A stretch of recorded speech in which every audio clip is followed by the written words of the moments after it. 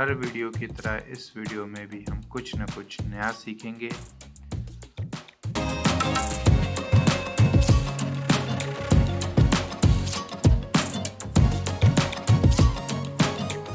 Hello दोस्तों, ये question है आप लोगों के लिए इम्पोर्टेंट क्वेश्चन है। Examination point of view usually ऐसे क्वेश्चंस आ जाते हैं आप लोगों के एग्ज़ाम में। सो इसको करना कैसे है, since it is non homogeneous equation है। देखो यहाँ एफ आर इसका जीरो नहीं है, नॉन ज़ीरो है, आर है, पॉलिनोमियल फंक्शन है। तो ये नॉन होमोजीनियस इक्वेशन हो गया और इसका सॉल्यूशन डिपेंड करेगा दो सॉल्यूशंस पे, एक होमोजीनियस और दूसरा पर्टिकुलर सॉल्यूशन। तो होमोजीनियस सॉल्यूशन कैसे निकालते हैं, ऑक्सिलरी इक्वेशन से। तो होमोजीनियस सॉल्यूशन के लिए हमें क्या करना पड़ेगा, ए आर जो है इसको हमें सब्सटीट्यूट करना पड़ेगा m raise to the power r. हमें एज्यूम करना पड़ेगा कि ये सॉल्यूशन है, तो इसमें जब अगर इसको सब्सटीट्यूट करते हैं तो हमारे पास आ जाएगा m raise to the power r minus 5 m raise to the power r minus 1 plus 6 m raise to the power r minus 2 equal to 0। क्योंकि होमोजीनियस निकाल रहे हैं तो आर एच एस को 0 मान के चलेंगे। इसमें m raise to the power r minus 2 को कॉमन ले लेते हैं, बचा हुआ टर्म ये आ गया।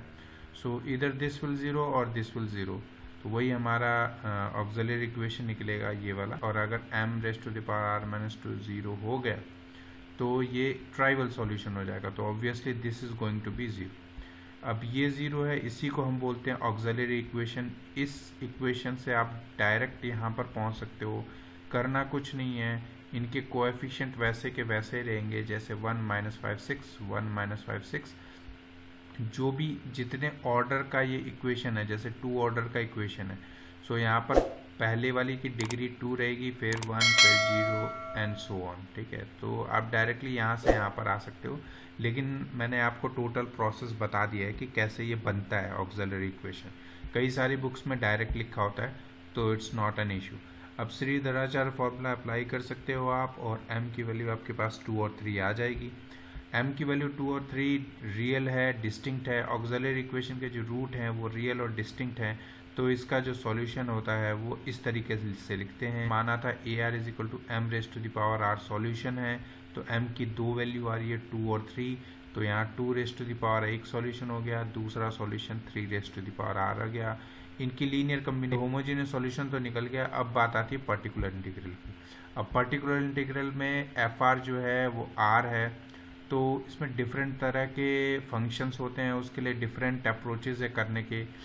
हालांकि फ़िलहाल यहाँ पे पॉलिनोमियल इक्वेशन है जिसका डिग्री 1 है, तो इस केस में हम एक पॉलिनोमियल टर्म ले लेते हैं, A R P. Suppose particular solution है A naught plus A one R, इसको ले लेते हैं कि suppose this is the solution. अब ये सॉल्यूशन अगर है इसका, तो इसमें सब्सटीट्यूट करेंगे तो क्या आएगा बताओ।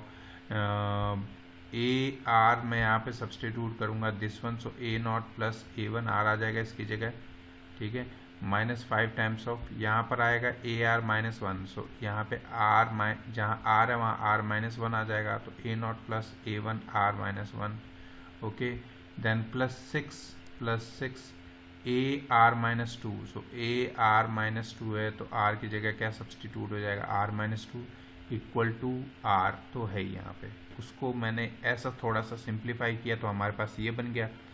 इसके बाद हमें coefficient of r and constant को इक्वेट करना है। कांस्टेंट टर्म यहाँ है नहीं कुछ, तो कांस्टेंट टर्म यहाँ से दिस विल इक्वल टू 0, और आर का जो कोएफिशिएंट है वो यहाँ पे 2a1, so that will means a1 2a1 is equal to 1, so it means a1 equal to 1/2।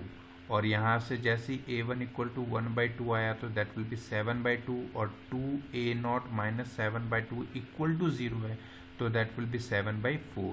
so a0 की वैल्यू क्या आएगी अपने पास, 7/4। ठीक है, इसको आपको हाथ से सॉल्व करके थोड़ा सा देख लेना। ठीक है, ओवरऑल सॉल्यूशन तो मैं प्रोवाइड करा ही दे रहा हूँ। सो अपना पर्टिकुलर सॉल्यूशन क्या आ गया, ए नॉट की वैल्यू आ गई हमारे पास 7/4, और a1 की आ गई 1/2।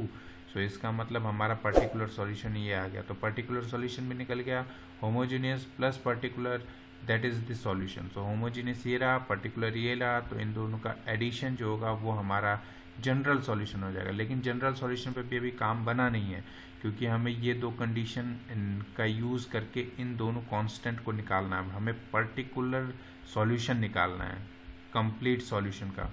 तो उसके लिए हमें क्या करना पड़ेगा, उसके लिए हमें कंप्लीट सॉल्यूशन तो हमारा ये निकला हुआ है। अब पहले a नॉट इक्वल टू 1 लेते हैं। जैसे a नॉट इक्वल टू 1 लेंगे मतलब r की जगह मुझे 0 सब्सटीट्यूट करना है, तो यहाँ पर r की जगह 0 सब्सटीट्यूट करेंगे, r की जगह 0 सब्सटीट्यूट करेंगे हियर ऑल्सो। तो यहाँ पर a नॉट जो होगा a0 1 हो जाएगा, तो a0 की जगह 1 हो गया। c1 2 raised to power 0 is 1, so c1 आ गया, plus c2 3 rest power 0 is 1, तो c2 आ गया, प्लस 7/4 तो कांस्टेंट ही है और r 0 रखा तो ये कंप्लीट टर्म 0 बन गया। तो अपने पास c1 plus c2 equal to क्या आ गया, 1 minus 7/4 which is nothing but minus 3/4।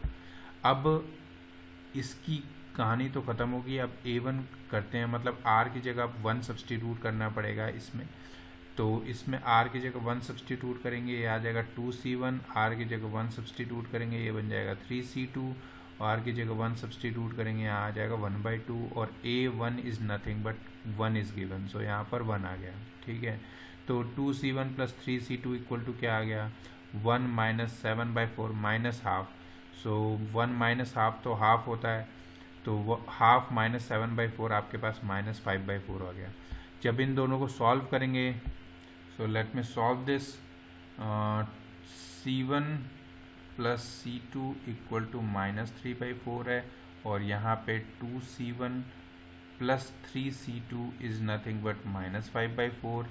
तो इसमें क्या करना है, 2 से मल्टीप्लाई कर देते हैं, तो ये हमारे पास 6 हो जाएगा। Then we are going to subtract this, तो यहाँ पे प्लस हो जाएगा, that is going to cancel out, 2 minus 3 minus c2 equal to 3 minus 6/4 plus 5/4 which is nothing but minus 1/4। Okay, इसका मतलब c minus c2 equal to minus 1/4 है, c2 equal to क्या आ गया 1/4। अब c2 इक्वल टू 1/4 को यहाँ substitute कर देते हैं, तो c1 plus 1/4 equal to minus 3/4। इसका मतलब c1 equal to minus 3/4 minus 1/4 which is nothing but minus 3 minus 1 4/4 that is minus 1। तो c1 की वैल्यू हमारे पास क्या आ रही है, -1।